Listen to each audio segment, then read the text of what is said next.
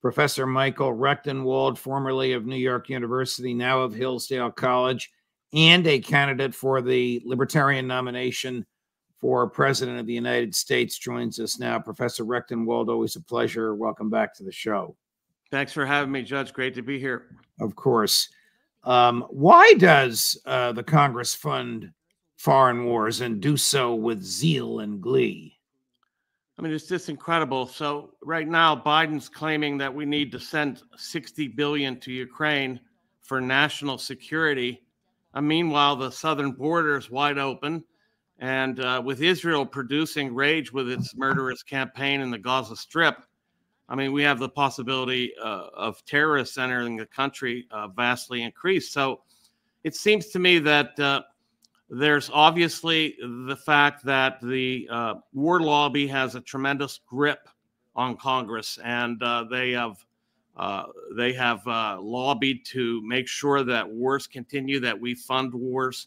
Since there is no appetite for U.S. military entering wars, we have found these proxy wars to enter, thereby enriching the military-industrial complex at the expense of the American public. So I think you might remember this, and we may have even spoken about it. About a month ago, Senator Richard Blumenthal, liberal Democrat of Connecticut, and Senator Mitt Romney, conservative, in his own words, Republican of Utah, and a former Republican nominee for president, said that the Ukraine war was the best of all worlds. We were getting the biggest bang for our buck, and no American was dying. Did they forget the generation of Ukrainian young men wiped out? According to Colonel Douglas MacGregor, 500,000 either killed or so disabled they can't go back to the military. Yeah, I mean, they've been cynically and immorally feeding these Ukrainians into the maw of death, you know, at the cost of the American taxpayer, and it's just a crime. We have been abetting and aiding this ongoing war, which is getting nowhere, which will end exactly where it started, with the Donbass region being maintained by Putin. There's very little likelihood that that's going to change, and yet they want to continue it. And they have displaced, in addition to 500,000 some troops dying, they have displaced millions of Ukrainians because of this conflict. And the members of Congress see no harm in this. In fact, as just stated, they see the opposite. They see joy. Incredible. I mean, so they're really bent on destabilizing and, you know, effectively creating a coup, a regime change in Russia. That's really the ultimate objective. And they really think that they can affect this through this insane funding and arming, but it's not going to lead to that at all. In fact, Putin's position economically and militarily have only been enhanced. This is a fool's errand and a criminal activity. It's incredible that the Congress has no scruples, apparently, about funding this particular campaign. Of what conceivable national security interest to the United States is Ukraine, or is Israel, for that matter? Yeah, they have no national security interest. This is instead, it's a kind of imperialism interest. That's really all of that is at stake here. And I think that that empire is already in tatters, and to try to gain control over Russia is absurd. And what we're doing in Israel by funding and arming the Israelis to the tune of $3.8 billion a year, and now arms deliveries every day, according to White House reports, they're delivering arms every day. And we have now opened up the stockpile that exists in Israel without any kinds of qualifications. They can use whatever arms they want to any end with no red lines on any behavior whatsoever. I know I opened the door to Israel but I forgot to raise an issue with you on Ukraine, and that is the domino theory propounded by the administration. We're going to run a clip of President Biden. I don't know if he's speaking off the cuff or if he's got a teleprompter. I don't want to criticize him personally, although there's a lot to criticize. But he's making a terrible argument, Professor Rechtenwald. He's basically saying, if you don't give me $68 billion now, Putin's not going to stop at Ukraine. He's going to attack a NATO nation, and that's going to produce American troops fighting Russian troops. This is an outrageous threat, but I want your it's about 2 minutes long. I want your thoughts on it. Good afternoon, everyone.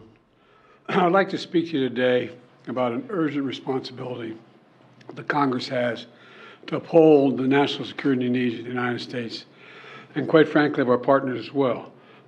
This cannot wait.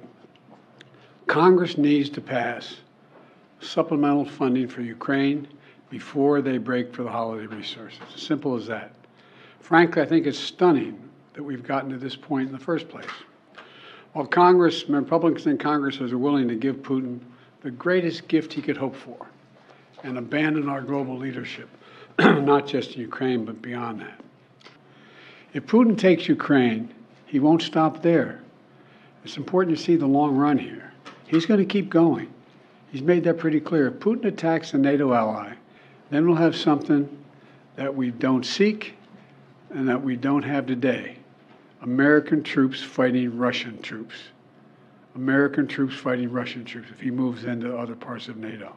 Extreme Republicans are playing chicken with our national security, holding Ukraine's funding hostage to their extreme partisan border policies. And now they're willing to literally kneecap Ukraine on the battlefield and damage our national security in the process. Look, I know we have our divisions at home. Let's get past them. This is critical. Petty, partisan, angry politics can't get in the way of our responsibility as a leading nation in the world. We can't let Putin win.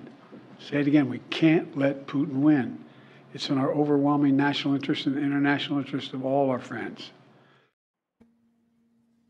I mean, this is shades of LBJ, and if we don't crush North Vietnam, all of Southeast Asia will become communist. Yeah. Vietnam, the unified country today, is now one of our most profitable trading partners. The domino theory has never worked. But the aid to Ukraine is being held up for domestic reasons. Interestingly, for the reason that you mentioned a few minutes ago, which is border security. At least that's the stated purpose of the Republicans. Even Lindsey Graham, who never met somebody else's blood that he didn't want to spill, said, I'm not voting. He's in the Senate. I'm not voting for this until we build a wall in Texas and Arizona. I'll put aside the issue of freedom of travel and the wall. Do you think that the Congress will come through? Because if they don't come through, the war will have to stop. The war is effectively over. Ukraine has lost, but there's still fighting going on. They have weeks worth of equipment and ammunition we gave them. But if they know at a certain point it's going to stop, January 1st, February 1st, they're going to have to prepare for that. Oh, I mean, Biden's remarks were premised on lies to start. He's suggesting that Russia will not stop at Ukraine. Meanwhile, there's no threat that Russia is going to take all of Ukraine. That's not even its objective. As a matter of fact, as has been revealed, there was, in fact, a peace negotiation in which Russia effectively said they would stop the war if, in fact, Ukraine promised not to become a NATO partner. So this whole idea that Russia wants to take over other parts of Eastern Europe is insane, and it's a complete lie. It's complete balderdash, and it is ridiculous that the United States Congress is putting as a priority, and I mean the Senate and Congress here, the security of Ukraine while our own border is completely wide open, and they will not. And it's called far right to want to secure that border. That's called a far right wing position. So I guess a non-far right position is just to allow unfettered immigrants, unfettered immigration to pour into the country and we have no idea whether these people have our best interests at heart at all. They may in fact be terrorists, and thanks to Israel's campaign, that likelihood is increased. So I mean, this is it's a ball of lies. There's absolutely no truth to what Biden is saying, and it has to be rejected. I hope that this funding to Ukraine ends immediately, because this is a fruitless, absolute fool's errand that we're on here in terms of funding and arming them. If you had been on the stage of the Republican presidential debate last night, like your predecessor, Congressman Ron Paul was a number of years ago, you would have been the only one there making this argument. Now, I don't know where Donald Trump stands on Ukraine. I don't know where he stands on Israel. He's probably in favor of giving Israel whatever it wants. At one point, he said we wouldn't give Ukraine a nickel. So hooray for him if he believes we shouldn't give Ukraine a nickel. But those candidates last night are in favor of an $875 billion defense budget, Mike, which is larger, as you know, better than I, than the next 12 nations combined, including Great Britain, Russia, and China. Yeah, and it's ill spent, as we've seen. With the arms that the U.S. has been sending over to Ukraine, they're unable to actually complete the mission, and part of that has to do with personnel, but a part of it has to do with the fact that weapons are not even adequate. They're not even functional in some cases. So yeah, this is just a complete slush fund for the military-industrial complex, and it's draining the American public. And if the American public had a right to vote on this issue, I guarantee they would vote it down. And they might even vote down funding for an arming of Israel as well, which they should. And I'm the only presidential candidate out there that is opposed to both of these theaters of war, and also the funding of Taiwan in its provocation it's a provocation to China. And effectively, we're trying to patrol the South China Sea, and we're trying to basically, bait China into some sort of a conflict. So all of these are very, very unwitting and very, very dangerous propositions. Moving back to Israel, does the Netanyahu government consider unarmed women and children to be civilians, or does it consider every human being? This is some crazy rationalization if they do, but do they consider every human being of Palestinian descent or nationality, I guess I should say, in Gaza to be a combatant? Well, if we take the rhetoric coming out of Likud party and the Knesset and Netanyahu himself, there's a suggestion that they consider every Gazan person to be an enemy who can and should be obliterated. They use the phrase, and not Netanyahu himself, used the biblical term Amalek to refer to the Palestinian peoples. Now, in the Old Testament, there is a sanction, a green light given to the Israelites to utterly destroy Amalek, woman, child, and even pregnant women, basically wipe out the population. So they're using rhetoric like that. And then, of course, their actions are very indicative of the fact that they have no regard for civilian life. They tell people to migrate to the South while they bomb the South. They get to the South and they bomb them there. They're bombing hospitals, ambulances, schools, mosques, churches, etc. It's absolutely an indiscriminate campaign of slaughter. And anybody that can sit by watching this happen without feeling extreme nausea and a terrible sense of regret and shame in the fact that the United States of America is funding this unbelievable conquest of a civilian population is just beyond me. Here's Admiral Kirby claiming that there are safe zones, and there actually is a map of safe zones. I'll be anxious to hear cut one, Chris. I'll be anxious to hear your thoughts on this. Let's talk about this map that you have referenced, the fact that Israel has said these specific places are safe zones. Obviously, civilians were already told to evacuate from the north. There's a sense that these civilians don't have a place to go. A UNICEF spokesperson tells the Washington Post, quote, "There is nowhere to move to. Nowhere is safe in Gaza."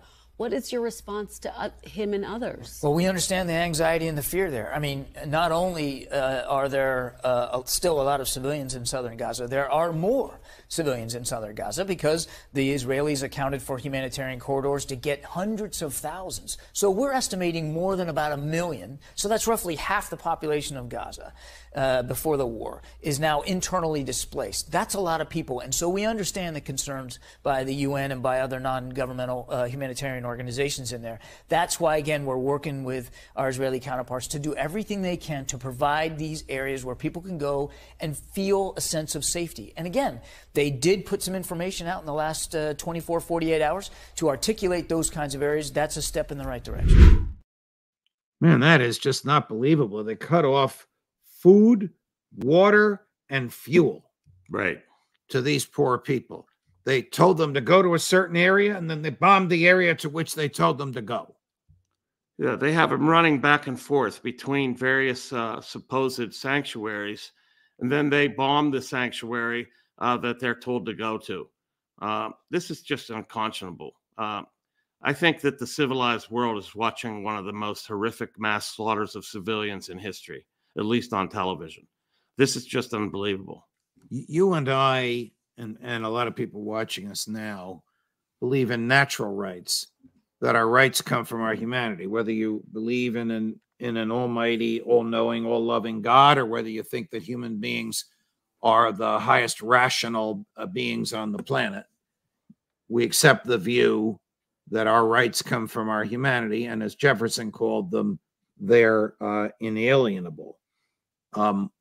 What is the moral dimension to this slaughter? What is the moral, the natural law analysis or understanding of this kind of slaughter? We know that international law is virtually meaningless.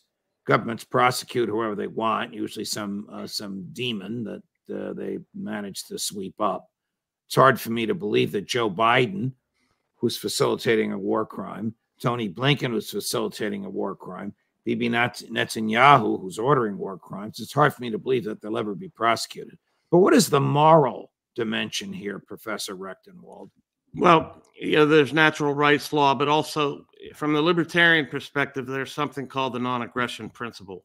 And that is that you are not to initiate force against another person on your own without it being a defensive action. Now, in the case of civilians, in the case of war in general, I would argue, it's impossible not to violate the non-aggression principle because always there's this so-called collateral damage with war.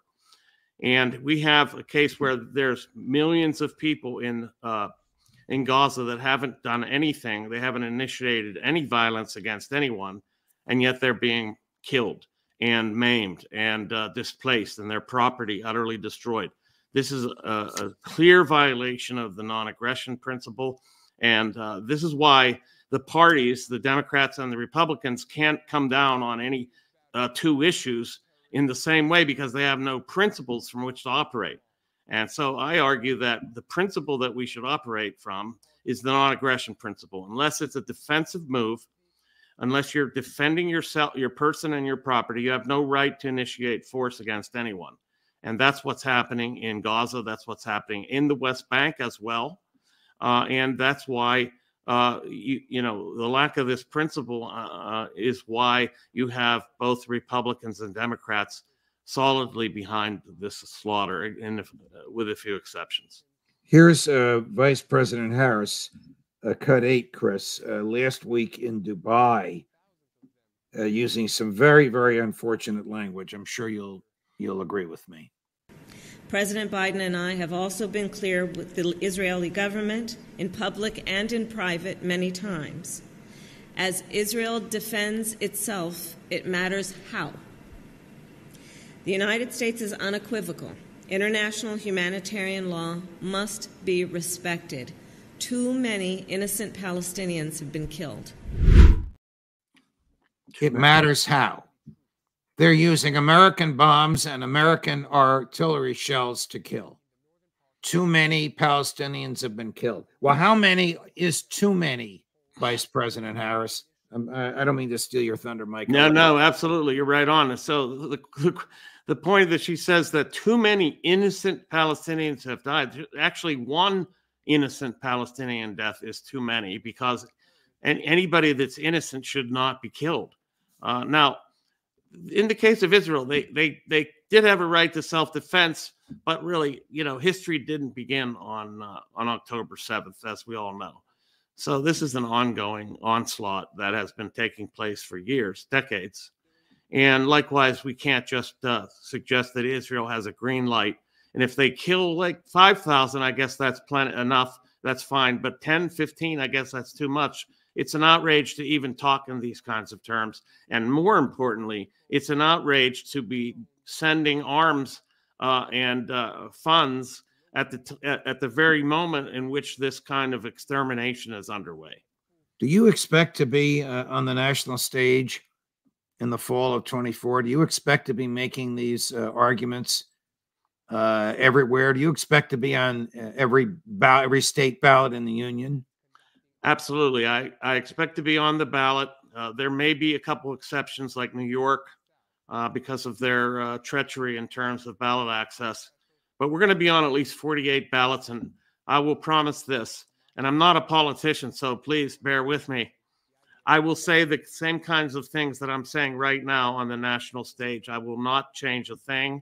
I will not at all equivocate or bow down to any particular forces or funds or anything else. And I will not change the message. The message will stay the same on the national stage. And that's why I need to get there. I need to get to the national stage because we need this message out there. We need to fight this tyranny. Professor Michael Rechtenwald seeking the Libertarian nomination for the presidency of the United States. Thank you very much for joining us. Thanks for having me, Judge.